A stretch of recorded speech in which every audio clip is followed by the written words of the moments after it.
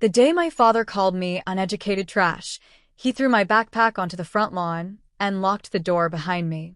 My mother watched through the window, without saying a word. They thought I'd come crawling back within a week. They had no idea the next time we'd meet, I'd be the one deciding whether they lived or died. Stick with me, because what happened after that rainy afternoon changed my life forever. My name is Taryn Bellamy. For most of my childhood, I believed family meant standing together no matter what. I thought parents were supposed to protect their children and support their dreams. I was wrong. In my parents' house, love came with rules. If you obeyed them, you belonged. If you didn't, you became nothing. My father, Gideon Bellamy, built a successful manufacturing company from the ground up. He proudly told everyone that one day I would take over the business. He had already planned my future without asking what I wanted. My mother, Lenora Bellamy, cared deeply about what other people thought. Keeping the family's perfect image mattered more to her than my happiness. Everything fell apart the evening I told them I wanted to become a nurse. I had always dreamed of helping people during the hardest moments of their lives. It wasn't a sudden decision. I had thought about it for years. But the moment those words left my mouth, my father's face filled with anger. He laughed at me and said nursing was a career for people who couldn't achieve anything better. He accused me of throwing away the family's future. I tried to explain that this was my dream, not a mistake, but he refused to listen. The louder I spoke, the louder he shouted. Finally, he pointed at the front door and called me uneducated trash. He grabbed my backpack, threw it outside into the rain, and told me to get out. Then, he canceled every bit of financial support for my education and warned me never to come back. My mother stood behind the window, watching everything happen without saying a single word. A few seconds later, the front door slammed shut. I stood alone in the cold rain with one backpack and nowhere to go. My heart was broken, and tears mixed with the rain on my face. In that painful moment, I realized I had lost my family. But deep inside, I also realized something else. They could take away my home, but they could never take away my dream. The first few months after leaving my parents' house were the hardest days of my life. Every morning I woke up wondering where I would sleep that night and whether I would have enough food to make it through another day.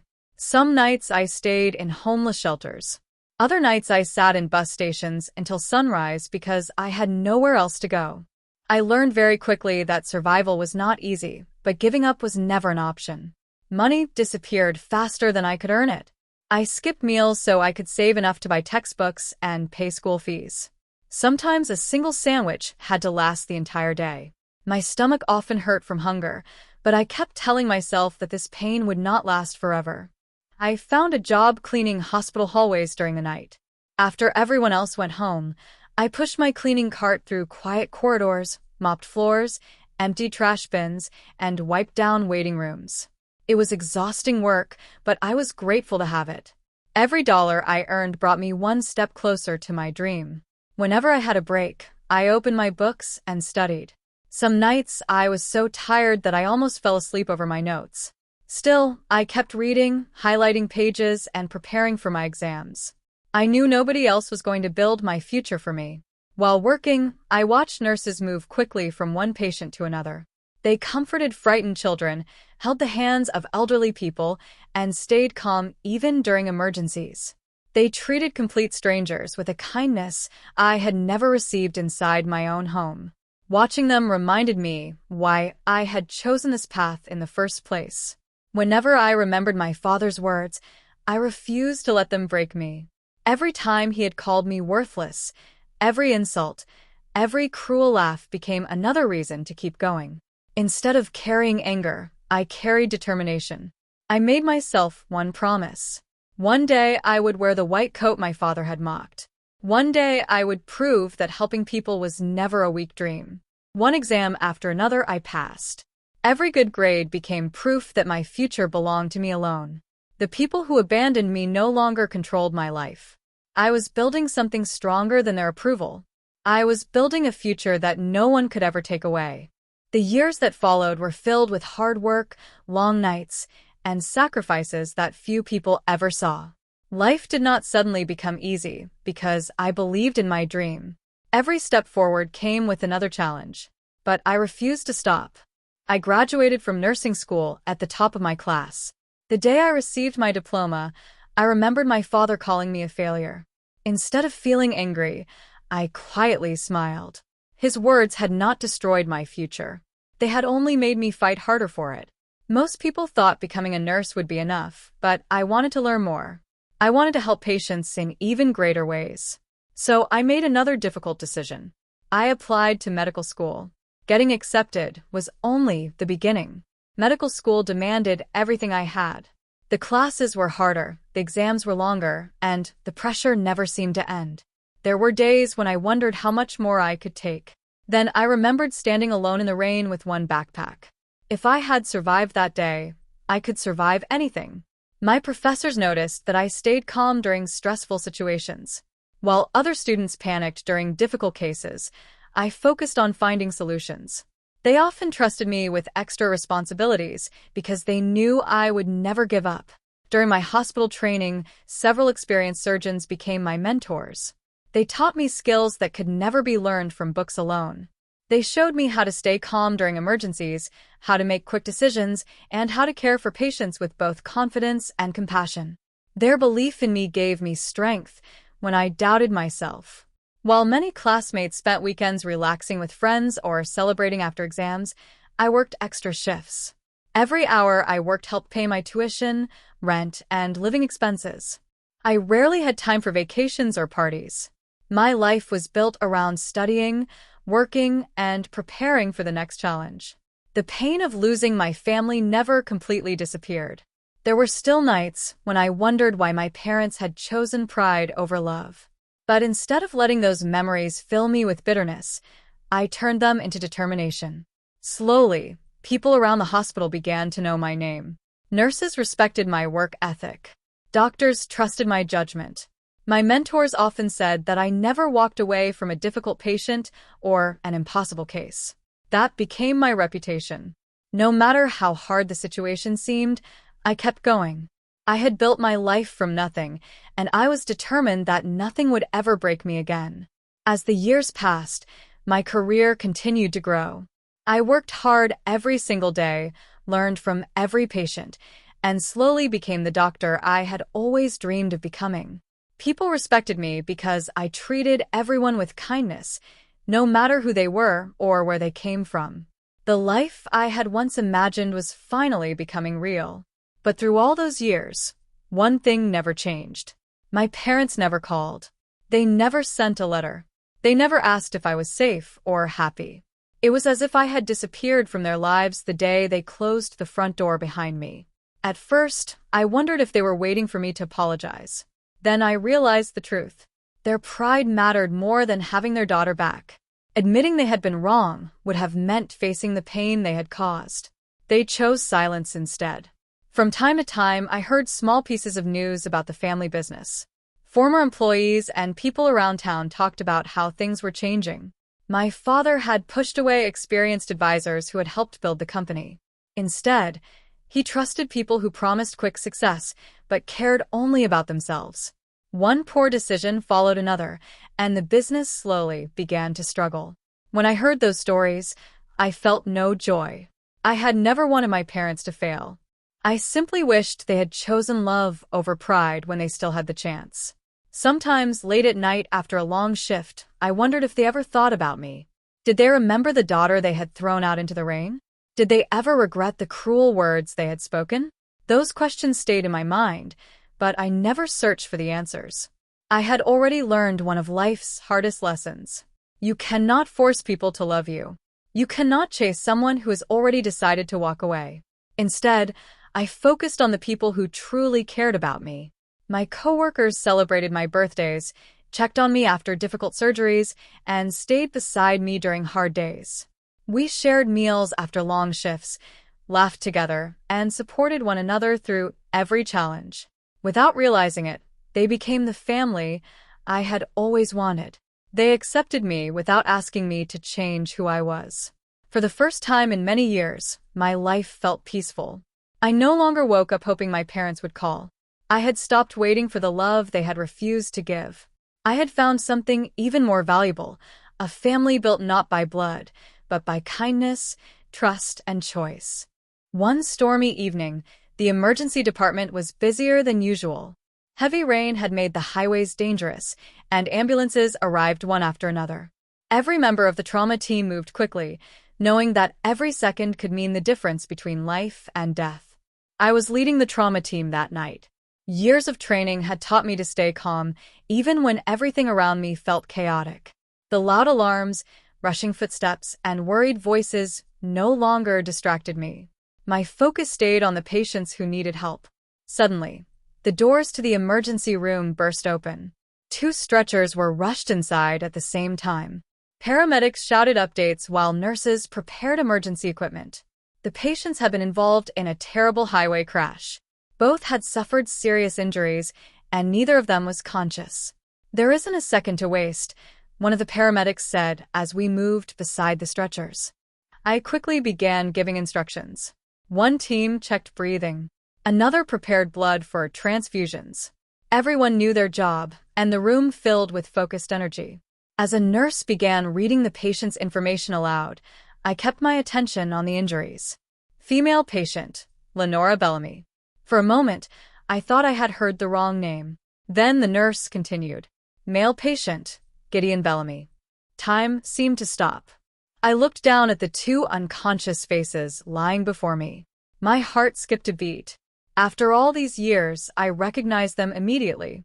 The gray hair, the familiar features, the faces I had not seen since the night they threw me out of their house. The man on the stretcher was my father. The woman beside him was my mother. The parents who had called me worthless. The parents who had slammed the front door in my face, the parents who had erased me from their lives, were now lying helpless in front of me. For one brief heartbeat, every painful memory rushed back. I saw the rain, my backpack on the lawn, and the locked door that had ended my childhood. But the moment passed. There was no time for tears. No time for anger. No time for old wounds. Right now, they were not simply my parents. They were critically injured patients fighting for their lives. Every decision I made during the next few minutes would decide whether they survived. The room waited for my orders. I took one slow breath, pushed every personal feeling deep inside, and looked at my team. "Let's move," I said with complete confidence. "We're going to do everything we can to save both of them." The daughter they had abandoned was now the only person standing between them and death. Every painful memory rushed back, but years of medical training took over. I ignored my emotions and focused only on saving lives. I gave clear instructions to the trauma team, my voice steady even while my heart felt like it was breaking inside. Monitors beeped loudly, and the operating room filled with urgent movement as nurses prepared equipment and surgeons stood ready for action. I checked scans, blood pressure, and injuries, making fast decisions that left no room for doubt or hesitation. Every second mattered, and I pushed my team forward even when the situation became more complicated than expected. No one in the room knew that the 2 critical patients were my parents, the people who once threw me away, without a second thought. If they had known, everything would have changed, but I kept that truth buried deep inside me where no one could see it. My hands stayed steady as I worked, even though my memories kept flashing back to that night of rain and rejection. I refused to let anger control me because I knew one wrong emotion could cost a life on this table. Instead, I focused on my duty as a doctor, the oath I had taken to save every patient equally. Hours felt like minutes as we fought to stabilize both patients through emergency procedures and constant monitoring. At one point, a complication forced me to make a quick decision that could have gone either way. I chose the safest path, trusting my training rather than my shaking memories from the past. The team followed my instructions without question, trusting my calm leadership in the middle of chaos. Slowly, both patients began to stabilize, and the tension in the room started to ease slightly. Even then, I never allowed myself to look at their faces for too long. I could not afford to break, not now, not in the middle of saving lives. When the final readings showed improvement, I felt relief, but I did not show it outwardly. I simply stepped back and let the team continue post-operative care with full instructions. In that moment, I understood something deeply. Revenge was not anger or punishment. It was proving through silence and action that I had become stronger than the pain they gave me. I walked out of the operating room knowing I had saved them without ever breaking myself. After hours of surgery, both patients survived. The emergency room slowly became quiet as the chaos of the operation finally ended. Machines that had been beeping urgently now showed stable readings. Nurses moved around checking vitals, and the tension that had filled the room for so long began to fade. I stood at the edge of the bed, carefully observing their condition, making sure there were no complications. Gideon was the first to show signs of waking up. His eyes fluttered open slowly, unfocused at first, as if the world around him was unclear. He blinked a few times, trying to understand where he was. His body was weak, and he struggled to move his head. Then his gaze shifted toward me. For a moment, he simply stared. I could see confusion in his eyes. Then something changed. A small spark of recognition appeared, like a memory slowly returning through the fog. His breathing became uneven as he tried to process what he was seeing. The surgeon standing beside him, the woman who had just saved his life, was familiar in a way he could not immediately accept. His lips parted slightly, but no words came out. Beside him, Lenora also began to wake. Her eyes opened more slowly, filled with pain and exhaustion. When she turned her head and saw me, her entire expression changed. At first there was confusion, then shock, and then something deeper. Her eyes widened as she truly saw me for the first time in years. Slowly, tears began to form in her eyes. Neither of them spoke at first. The realization was too heavy, too sudden. The truth settled between us like a silent storm. The daughter they had thrown out in the rain, the daughter they had called worthless, was now standing in front of them as the doctor who had just saved their lives. Gideon tried to speak, but his voice broke before any words could form. His throat moved as if he wanted to say something, but nothing came out. Lenora reached slightly forward, her hand shaking, but she could not find the strength to speak either. Guilt filled the space where words should have been. I stood quietly, watching them. There was no anger on my face, no satisfaction. Only calm silence. I had already done my duty. Now all that remained was the truth they could no longer avoid. For the first time, they were seeing me not as a mistake, but as the person I had become without them. During recovery, both patients were moved to a quiet hospital room. The machines were still attached, but their condition was now stable. The storm outside had passed, leaving the room calm and still. I checked their reports carefully, making sure everything was under control before I prepared to leave. Gideon was the first to speak. His voice was weak and broken, full of regret. He struggled even to sit up, but his eyes stayed fixed on me. He kept shaking his head slightly, as if he still could not believe what had happened. "Taryn," he whispered, his voice full of pain. "Please give us another chance." The words hung in the air. He looked at me like someone trying to reach back into a past that could not be repaired. His pride was gone now, replaced only with regret. Lenora lay beside him, silent at first. Her eyes were wet, and she avoided looking directly at me. Then slowly, she spoke too, her voice trembling. "I should have stopped him," she said softly. "I should have protected you. I was wrong. I see that now."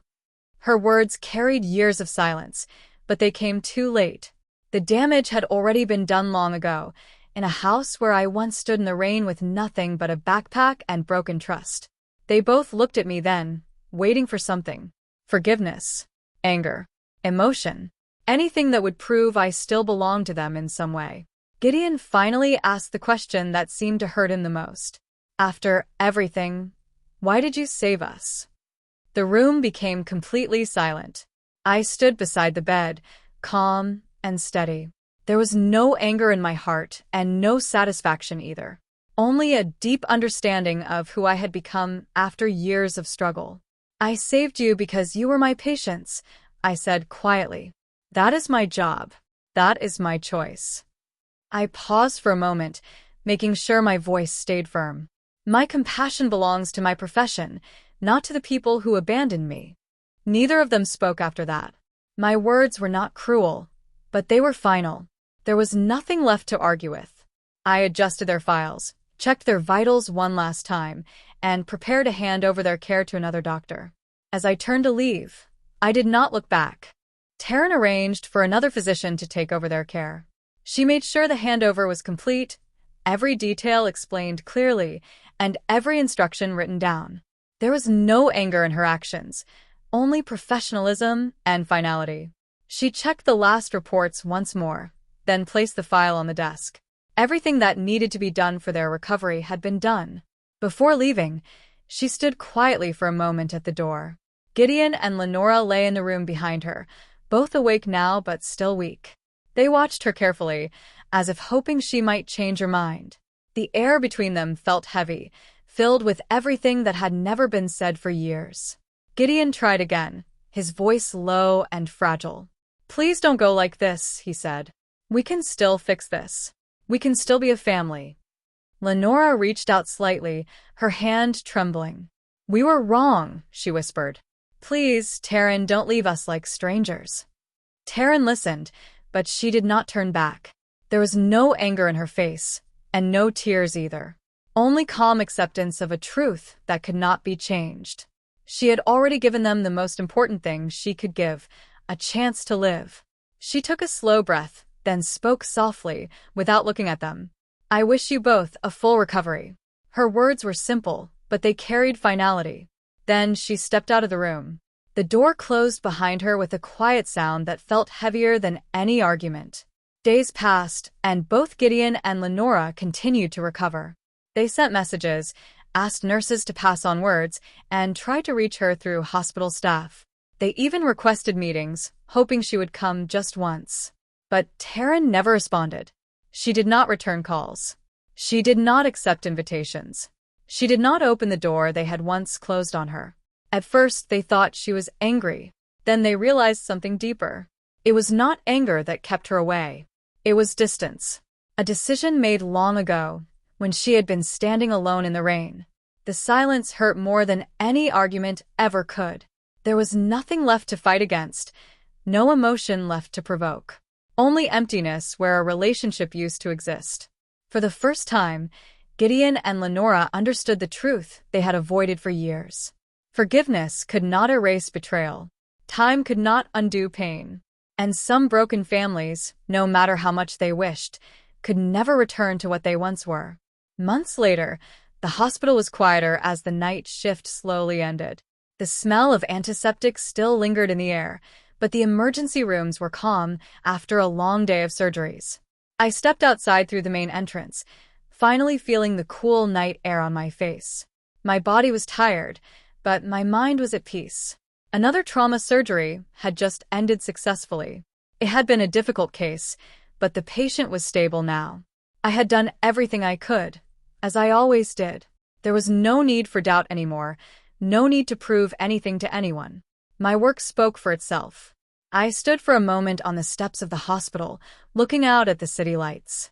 People passed by, unaware of the battles fought inside these walls every day. Life outside continued normally, while inside, we fought to keep it going. A few years ago, I had stood in the rain with nothing but a backpack and a broken heart.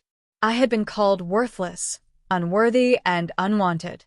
Back then, I believed my life had ended before it truly began. But that girl was gone now. I was no longer the frightened daughter who waited for someone to come back for her. I had become something stronger, shaped by pain but not destroyed by it. I had earned respect through long nights, difficult decisions, and countless lives saved. Inside the hospital, my name carried weight. Colleagues trusted me. Patients depended on me. And every time I entered an operating room, I knew exactly who I was and why I was there. My parents had survived that night because I followed my oath as a doctor. I saved them not because of love and not because of forgiveness, but because that was my duty. But in saving them, something else had become clear. They had already lost something far greater than their lives. They had lost the right to call me their daughter the moment they chose pride over love. I slowly walked down the hospital steps and began heading toward the parking lot. There was no anger in my heart anymore. No sadness. Only calm understanding. The past no longer controlled me. It no longer defined who I was or what I could become. As I walked forward into the night, I finally understood something important. The greatest revenge was never making others suffer for what they did. It was building a life so strong, so meaningful, that their cruelty could never touch it again.